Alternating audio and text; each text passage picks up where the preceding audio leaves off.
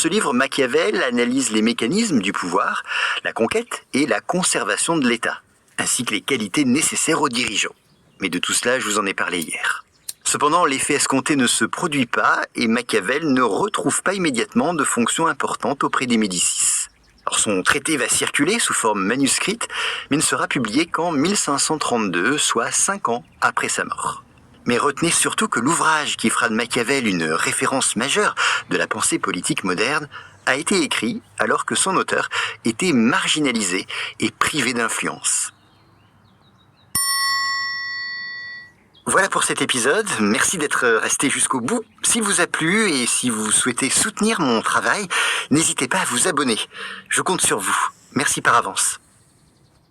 Bonjour à tous, aujourd'hui nous allons voir ensemble ce qu'il faut connaître à propos de l'Esprit des lois de Montesquieu.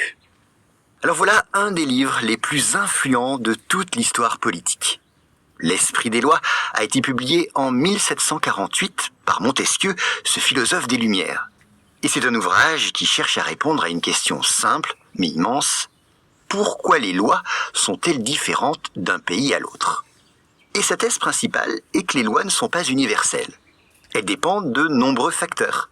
Par exemple, le climat, l'économie, les mœurs, la géographie, ou encore la religion ou la taille du territoire. Autrement dit, une loi n'est bonne que si elle est adaptée à la société qu'elle gouverne. Et c'est une idée qui est révolutionnaire à cette époque.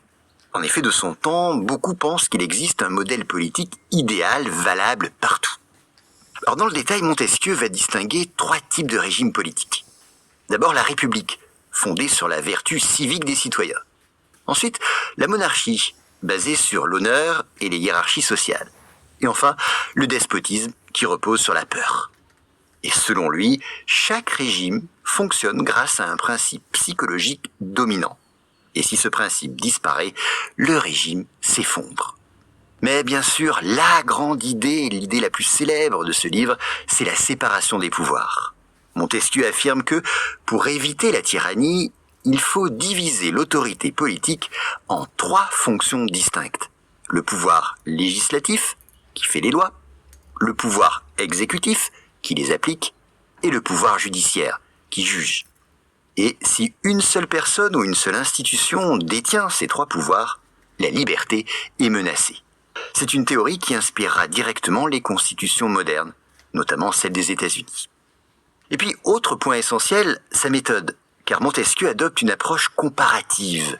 Il étudie différents peuples et différents systèmes politiques pour en tirer des principes généraux. C'est une démarche donc quasi scientifique pour l'époque. Enfin, et contrairement à l'image d'un penseur dogmatique, Montesquieu n'impose pas de modèle unique.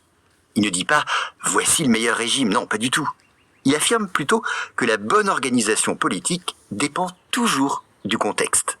Son objectif n'est donc pas de dicter des règles pour tout le monde, mais de comprendre les mécanismes du pouvoir et de la liberté.